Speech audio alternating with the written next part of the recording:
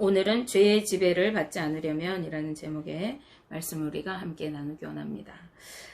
바울이 기록한 이 로마서 6장의 말씀의 주제는요, 구원받은 성도들이 마땅히 살아가야 할 거룩한 삶에 관한 것입니다. 성도들은 예수 그리스도와 연합하여 죄에 대하여 죽고 은혜 아래에 살아갈 새로운 피조물들인 것이죠. 그러므로 다시는 죄에 거하여 살아갈 수가 없고 거룩한 성화의 삶을 살아가야 한다는 것입니다. 그런데 정작 우리의 삶을 돌아보면 우리의 실정은 그렇지가 못할 때가 많습니다. 우리가 세상을 살아가다 보면은 자꾸만 죄짓게 되고 거룩한 삶과는 거리가 먼 그러한 삶을 살아갈 때가 많이 있습니다. 그리고 주님께 회개하면서 고백하고 이렇게 찬양합니다. 주여 우리는 연약합니다. 오늘 하루 또 실패합니다. 우리가 이렇게 계속 죄에 넘어지고 또 주님 앞에 회개하고 이렇게 하는 이유가 무엇일까요? 우선적으로 우리가 죄를 짓는 이유, 우리는 구원받았다는 그 확신을 갖지 못하게 될 때, 자신이 구원받은 존재요, 새로운 피조물이라는 그러한 사실을 알지 못하고 변화되지 못한 삶을 살아갈 때에 공적으로는 성도라는 이름을 가지고 있으면서도 여전히 죄에게 종노릇하면서 살아가게 되는 것입니다. 이전에 살던 모습 그대로 세상적인 방법을 쫓아서 살아가게 되는 것이고 정욕을 따라 행하게 되는 것입니다. 이전에 살던 그 모습, 그 가치관 그대로 살아가면서 교회 안에 머물러 있는 것이죠. 오늘 본문이 쓰여진 이유 역시 교회 안에 있는 성도들이 여전히 죄의 종노릇하고 살고 있었기 때문일 것입니다. 그런데 우리를 더욱 당혹해 하는 것은요, 우리가 구원받았지만 여전히 죄에 걸려 넘어질 수 있다는 것이 문제입니다. 따라서 오늘 본문 말씀에서 바울은요, 그리스도와 연합하여 새 생명 안에 살아가고 있는 성도들에게 몸을 의의 병기로 하나님께 드리라고 강력하게 명령하고 있습니다. 이것은 여전히 죄의 지배 아래에 머물러 있는 자들에게 하시는 명령이 아니라 죄에서 해방되어서 이제 자유롭게 된 자들, 즉 성도들, 예수 그리스도를 믿고 자유를 얻은 성도들에게 하는 말씀인 것입니다. 즉 예수 그리스도를 믿음으로 이제는 죄에 대하여 죽고 더 이상 죄가 주관하지 못하는 새로운 신분이 되어진 성도들에게 옛 죄가 왕노릇하지 못하게 하라고 권고하고 있는 것입니다. 따라서 이것은 새 생명을 얻은 자유인으로서 너희들은 마땅히 누려야 할 특권을 누리라고 하는 이러한 권고이기도 한 것이죠. 예수 그리스도와 연합된 성도들에게는 죄가 더 이상 그 지배력을 행사하지 못합니다.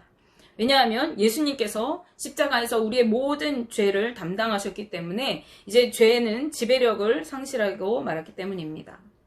그렇지만 죄는 계속해서 우리를 다스리고 싶어하고 빼앗긴 자신의 통치권을 회복하기 위해서 미혹하고 유혹하려고 안간힘을 쓰게 되고 있는 것입니다. 이때 새 생명으로 사는 성도들은 죄의 유혹을 거부하고 물리쳐야 하는 것이죠. 예수님을 믿기 전에는 우리가 죄의 지배 아래 있었어요. 죄의 지배를 받으면서 살았기 때문에 그 죄의 유혹을 거부할 수 있는 능력이 우리 안에 없습니다. 그러나 이제 예수 그리스도로 인하여서 이제 죄가 우리에게 요구하는 그 어떤 것들을 우리는 얼마든지 거부할 수가 있게 된 것입니다. 죄에 대해서 죽은 우리가 여전히 죄가 자기의 몸을 마음대로 주관하게 한다는 것은 우리가 자유인이 다시 종의 처지로 그 전세가 역전되는 것을 의미하는 것입니다. 또한 죄의 지배를 받는 삶을 사는 것은 영적으로 죽은 상태인 것이죠. 그러므로 우리가 예수 그리스도를 믿고 구원받았다고 하면서도 여전히 죄 가운데 있다 하는 것은 우리가 영적으로 죽은 상태에 여전히 머물러 있다 하는 것이죠. 그래서 우리가 영생을 누리며 산다고 하는 성도들일 때 우리는 모든 죄의 요구를 거부하면서 살아가야만 하는 것입니다. 바울은 6장 12절 말씀에서 그러므로 너희는 죄가 너희 죽을 몸을 지배하지 못하게 하여 몸의 사욕에 순종하지 말고 라고 말씀합니다. 이는 죄의 지배를 받는 사람은 몸의 사욕에 순종하며 살아가게 된다는 것을 우리에게 보여주는 것입니다.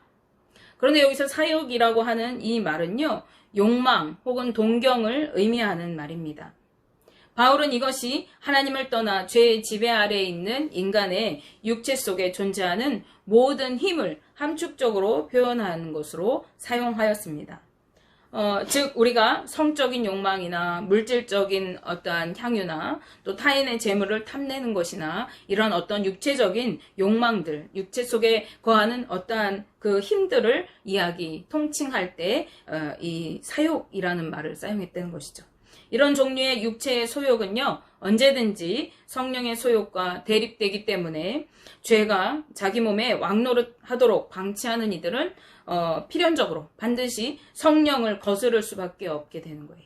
따라서 우리가 이 죄의 소욕들을 자신에게 영향력을 행사하도록 그대로 두어서는 안 되는 것입니다.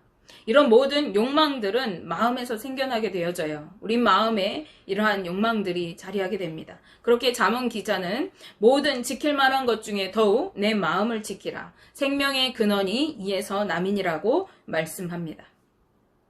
예수님께서도 사람 마음속에서 나오는 것들이 사람을 더럽게 하는 것이라고 말씀하셨죠. 마가복음 7장 20절에서 23절 말씀에 또 이르시되 사람에게서 나오는 그것이 사람을 더럽게 하느니라. 속에서 곧 사람의 마음에서 나오는 것은 악한 생각 곧 음란과 도둑질과 살인과 간음과 탐욕과 악독과 속임과 음탕과 질투와 비방과 교만과 우매함이니 이 모든 악한 것이 다 속에서 나와서 사람을 더럽게 하느니라 라고 말씀하십니다.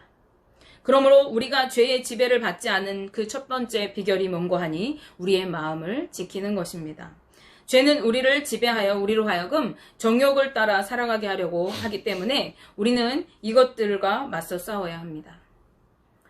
어떻게 우리가 맞서 싸울 수 있습니까? 우리 예수 그리스도와 연합하여 죄와 관계없이 완전히 끊어진 우리 성도들은 얼마든지 이 육체의 소욕을 일으키는 죄와 맞설 수 있는, 그리고 승리할 수 있는 사람들입니다. 그래서 우리는 우리의 마음속에 이런 죄악의 마음들이 몰려올 때 마음에 휘둘리지 않고 예수 그리스도의 이름으로 그것들을 물리쳐야 합니다. 우리는 예수 그리스도의 이름으로 우리 마음속에 있는 그 소욕들을 물리칠 능력이 부여받은 자들이에요. 그래서 분명히 그것들을 물리쳐야 하는 것이죠. 그 이유는 우리 안에 성령님이 함께 하시기 때문에 그것이 가능한 것이에요. 우리는 죄를 쫓아 살아가는 것이 아니라 오히려 성령을 쫓아 살아가야 하는 것입니다. 그러므로 우리가 죄의 지배를 받지 않는 두 번째 비결은 우리가 성령을 쫓아서 행하는 것이에요. 죄는 우리에게 끊임없이 사욕을 집어넣어요. 욕심부리게 하고 시기 질투하게 하고 원망하게 하고 불평하게 하고 미워하면서 살인하게 하고 간음하게 하고 여러 가지 죄들을 집어넣지만 성령 하나님은 우리 안에서 그것들이 옳지 않다고 우리에게 교훈하시죠. 우리를 깨닫게 하시죠. 그리고 하나님 말씀을 따라 살아가라고 우리에게 날마다 교훈해 주십니다. 그래서 우리가 그 죄의 그 사욕을 쫓을 것이 아니라 예수 그리스도의 이름으로 그러한 마음들을 대적하고 성령 하나님의 인도하심을 따라 살아가야 하는 것입니다. 그럴 때 죄는 더 이상 우리에게 영향력을 행사하지 못하게 되는 것이죠. 성령 하나님은 옛 모습을, 옛 습성을 따라서 육체의 소욕에 이끌리기 쉬운 우리 성도들을 붙잡아 주시고 그리스도 안에서 새로운 삶을 살아가면서 말씀에 순종할 수 있도록 인도해 주십니다. 그러므로 우리는 날마다 성령의 도우심을 구하면서 주님께 의지하는 삶을 살아가야 하는 것이죠.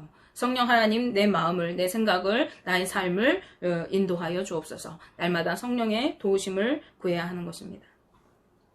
그런가 하면은 바울은 지체를 불의의 무기로 죄에게 내주지 말고 의의 무기로 하나님께 드리라고 말씀합니다. 13절 말씀을 함께 보실게요.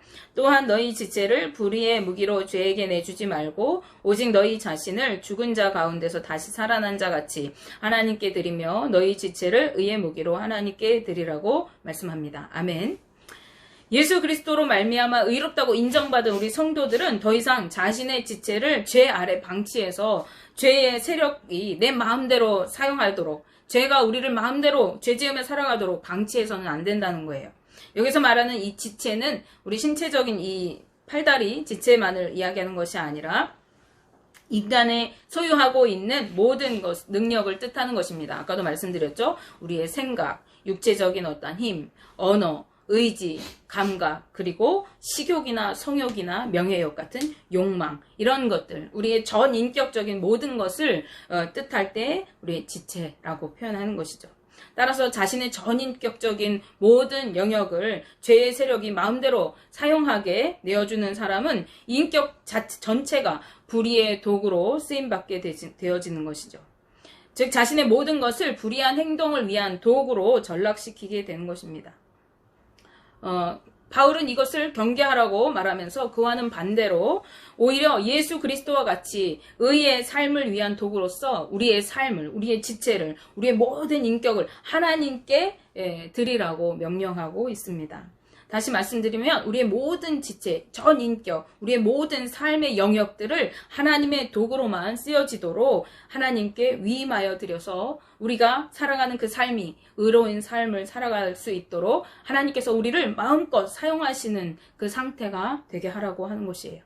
따라서 우리가 죄의 지배를 받지 않는 세 번째 비결은요, 우리 지체, 즉 우리의 삶을 하나님께 드리는 것입니다. 우리의 생명의 주인은 누구신가요? 우리의 생명의 주인은 하나님이십니다. 하나님은 우리를 창조하셨을 뿐만 아니라 우리의 몸을 값을 주고 사셨어요. 예수 그리스도의 피값으로 우리를 사셨습니다. 그래서 우리의 삶에 대한, 우리의 모든 사랑하는, 누리고 있는 모든 것들에 대한 그 일체의 권리가 누구에게 있는 거예요? 하나님께 있는 것입니다. 따라서 우리는 그분이 우리를 마음껏 사용하시도록 우리의 모든 것을 그분께 내어드려야 하는 것이 당연한 것입니다. 그럴 때 죄가 더 이상 우리를 함부로 지배하지 못하게 되는 것입니다. 우리 성경 말씀에 우리가 하나님께 속한 자는요, 악한 것이 그 사람을 손도 못 댄대요. 하나님의 것이기 때문에 손댈 수가 없어요. 악한 마귀가. 이것은 세상적인 관점으로 볼 때는 인정하고 싶지 않은, 인정하기 어려운 그러한 개념입니다. 세상 사람들은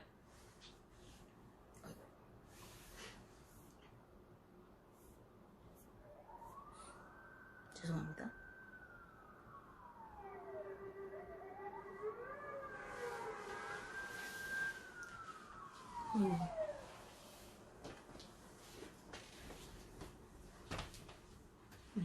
찾았어요.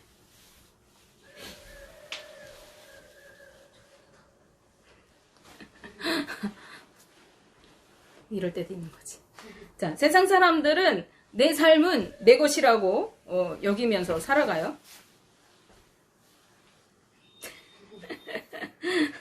자신의 원하는 대로 살아가려고 합니다. 왜냐하면 내 거니까요. 그러나 앞서 우리가 말씀을 통해서 살펴보았듯이 그것은 내 마음대로 살아가는 것이 아니라 죄에게 지배당하면서 살아가는 거예요.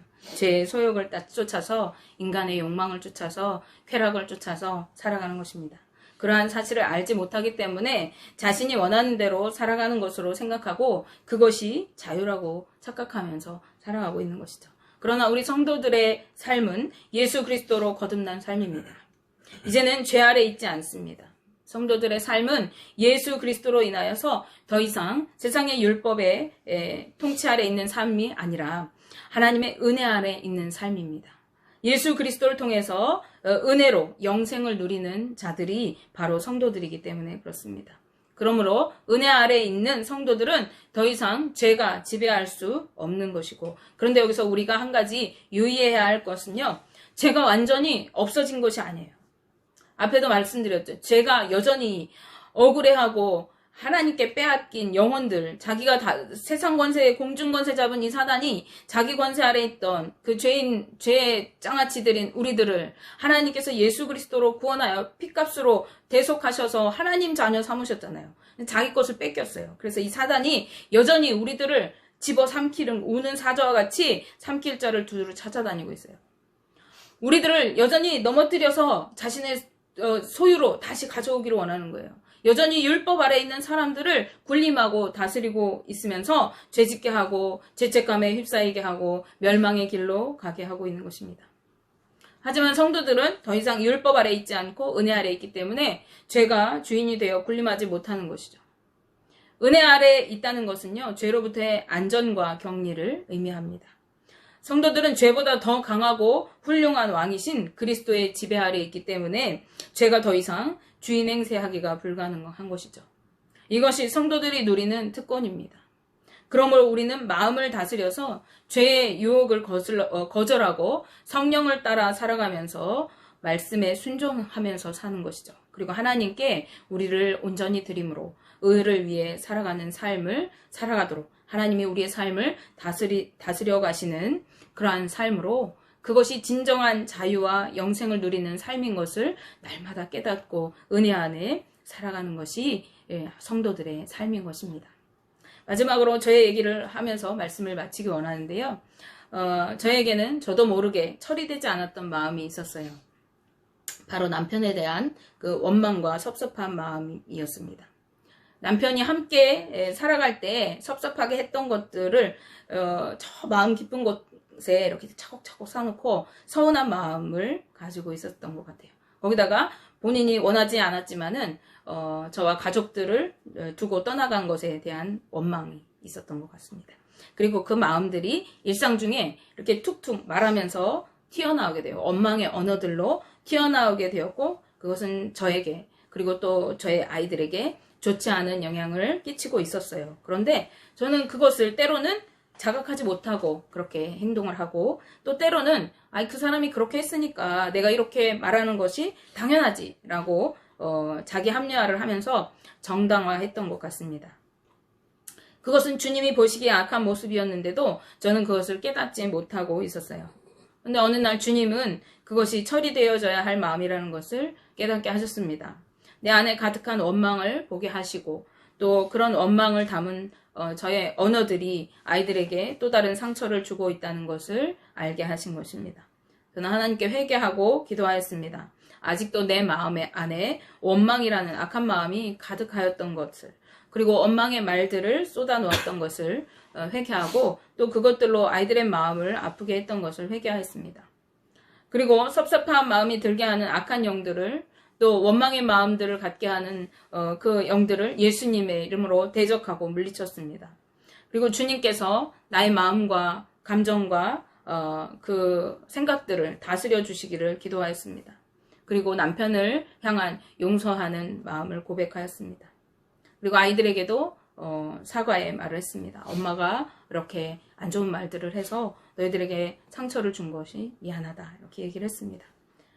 그 이후로 저는 기도할 때마다 주님 나의 마음과 감정과 생각을 다스려 주세요라고 기도하곤 합니다. 어떠한 불미스러운 일이 있을 때에는 더욱 그렇게 기도합니다.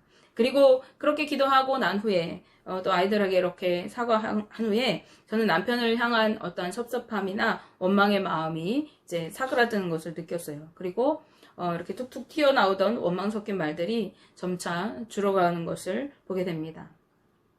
이 경험을 통해서 마음속에 처리되지 않은 감정과 마음들은 죄의 지배를 받게 되기 쉽고 또 그것이 입술로 죄를 짓게 되고 다른 사람에게까지 좋지 않은 영향을 끼친다는 것을 다시 한번 생각하게 되었습니다.